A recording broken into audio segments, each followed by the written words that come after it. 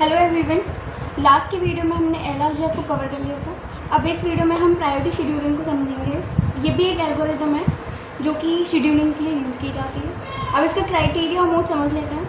तो इसका क्राइटेरिया जैसे कि इसका नाम सजेस्ट कर रहा है प्रायोरिटी शेड्यूलिंग, तो हमारी जितने भी प्रोसेस की शेड्यूलिंग होगी वो उनकी प्रायोरिटी के बेसिस पे होगी। ठीक है। और क्राइटेरिया क्या होता है? क्राइटेरिया भी यही होता है कि आप अपनी प्रोसेस को किस बेसिस पे शेड्यूल कराएंगे। तो इसका क्राइटेरिया ऑफ कोर्स इसकी प्रायोरिटी रहेगी। ठीक है जी। तो इसका क्राइटेरिया हो गया प्रायोरिटी। अब मोड क्या होता है? मोड होता है इसका प्रीएम्प्टिव, नॉन प्रीएम्प्टिव भी हो सकती है, दोनों में होता है। ठीक है जी। बट हम नॉन प्रीएम्प्टिव हमने देखा था बहुत थोड़ा सा इजी होता है एज़ कम्पेयर टू प्रीएम्प्टिव। तो प्रीएम्प्टिव अगर होगा तो नॉन प्रीएम्प्टिव तो हो ही जाएगा। ठीक है। तो हम प्रीएम्प्टिव को डिस्कस करेंगे। अब प्रायोरिटी की बात करें तो प्रायोरिटी हमें गिवन होगी क्वेश्चन में। ठीक है। जैसे कि हम अपने क्वेश्चन समझेंगे तो उसके अकॉर्डिंग देखेंगे कि कैसे होता है और कैसे उसके क्वेश्चन सॉल्व होते हैं। ठीक है।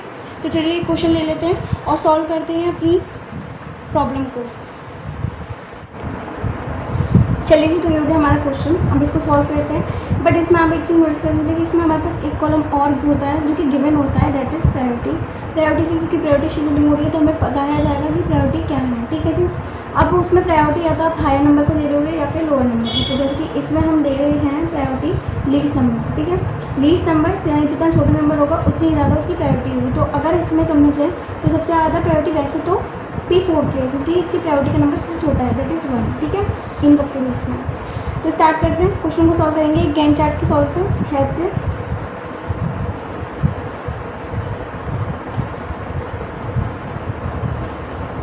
स्टार्टिंग में गैंट चार्ट की 0 से ही होगी। तो 0 से होगी तो अब यहाँ पे देख लेते हैं कि अब respective of criteria and mode, last videos में मैंने बताया था हम स्टार्टिंग करते तो 0 से हैं। ठीक है। अगर मैं यहाँ पे देखूँ क्राइटेरिया को और प्रायोरिटी है 4 की, P4 की, तो उसको फॉलो कराऊँ तो दैट इज़ रॉन्ग क्योंकि वो आ रहा है 4 यूनिट पे। ठीक है। मैं तो 0 करूँ तो मैं जो प्रोसेस आई ही नहीं है उसे तो शेड्यूल नहीं करा सकती। तो मैं क्या करूँगी, मैं भी यहाँ पे P1 को ही शेड्यूल कराऊंगी। बट क्योंकि ये प्रीएम्प्टिव मोड चल रहा है तो क्या होगा, मैं एक एक या दो यूनिट के हिसाब से करूँगी। इस वीडियो में इस क्वेश्चन में हम 1 यूनिट को लेकर चलेंगे। तो यहाँ पे P1 आएगा, वो 1 यूनिट तक चलेगा। तो P1 का पहले जो बस टाइम था मतलब 4, अब हो जाएगा 3। ठीक है जी। बस टाइम इन कॉलम्स को ध्यान रखिएगा, ये आगे पीछे भी हो सकते हैं तो प्लीज़ इनको ध्यान से देखिएगा, उसके बाद करिएगा। हर बार ये ज़रूरी नहीं कि यही सीक्वेंस आए कि पहले 80 फिर BT एंड देन समथिंग है। हो सकता है BT पहले दे रखा हो और आपसे गलती हो जाए। ठीक है। तो अब हमारा हो चुका है, अब हम 1 यूनिट तक आ चुके हैं, मतलब कि हमारे यहाँ तक आ चुके हैं। P2 भी हमारे पास आ चुका है। ठीक है। तो क्योंकि हमारे पास 2 प्रोसेस आ चुकी हैं तो हम क्राइटेरिया चेक कर सकते हैं दोनों प्रोसेस के बीच में, क्योंकि अब हम कंपेयर कर सकते हैं। ठीक है। तो यहाँ पे 2 है। अब 2 में जैसे कि यहाँ पे दे रखा है least number highest sorry this is priority, यहाँ पे प्रायोरिटी आएगा तो प्रायोरिटी ज़्यादा होगी P2। ठीक है। तो हम P2 को एग्जीक्यूट करवाएंगे, लेकिन ये भी एक 1 यूनिट के लिए होगा। तो P2 जो था उसका बस टाइम था 2, अब रह गया है 1। ठीक है। अब हम आ गए हैं 2 तक। ठीक है। अब 2 तक हमारे पास कोई और आई है प्रोसेस, यस आई है, दैट इज़ P3।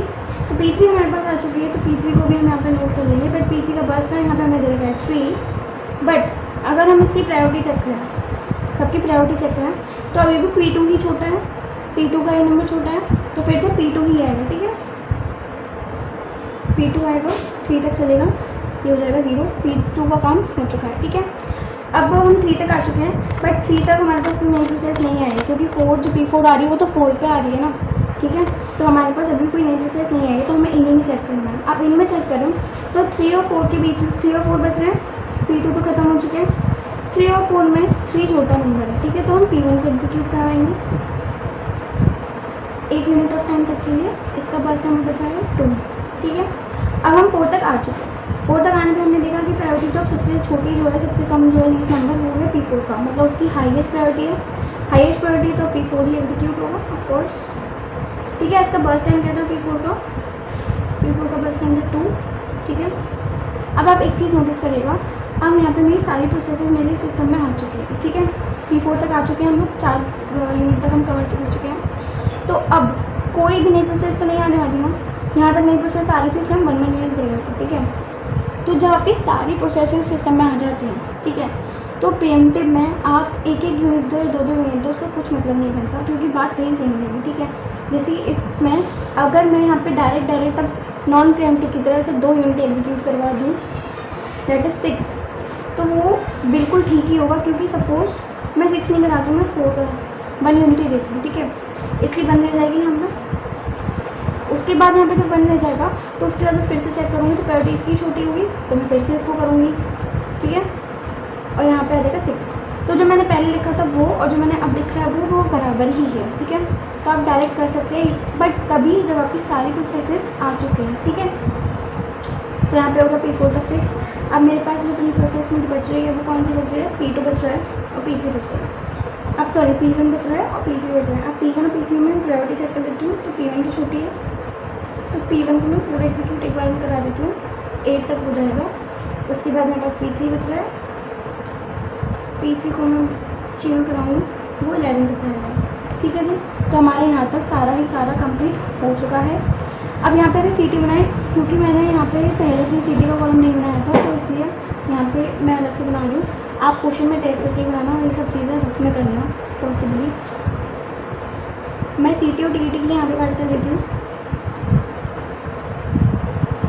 ठीक है। सीटी की बात करूँ तो सीटी P3 का, जैसे कि मैंने बताया था कि हमारी जो भी हमारी कंप्लीशन टाइम होता है, ठीक है, प्रोसेस का, वो उसका सीटी में आ जाएगा। वहाँ पे P3 कंप्लीट हुआ 11 पे, ठीक है। मान लेते हैं P1 के लिए, P2 के लिए, P3 के लिए, P4 के लिए, एंड देन P4 तक ही है, तो ये P4 तक के लिए। P3 कंप्लीट हुआ 11 पे, P1 हुआ 8 पे, P4 हुआ 6 पे, then P2 I think P2 कितने जल्दी हो जाता है, दैट इज़ 3 यूनिट पे हो जाएगा, ठीक है। टीईटी को निकालेंगे,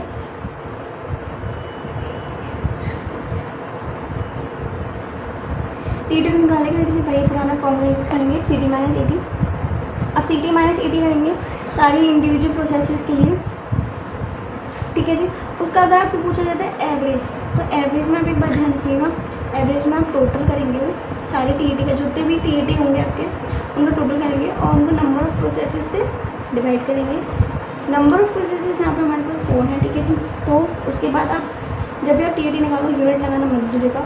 तो अब आपको मैं कहूँगी कि आप इसका टीईटी कैलकुलेट करो एंड कमेंट करें कि इसका टीईटी क्या होगा, क्या आएगा टीईटी, एवरेज टीईटी, ठीक है जी।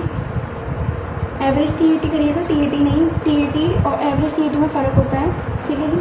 तो that is all about priority scheduling. Priority scheduling में यही होता है, प्रायोरिटी के बेसिस पे होता है, बट आपके जो क्वेश्चन में वेरी करेगा वो ये चीज़, दैट इज़ कि आपको क्या हिसाब से प्रायोरिटी चेक करनी है, क्या छोटे नंबर की प्रायोरिटी ज़्यादा है या बड़े नंबर की।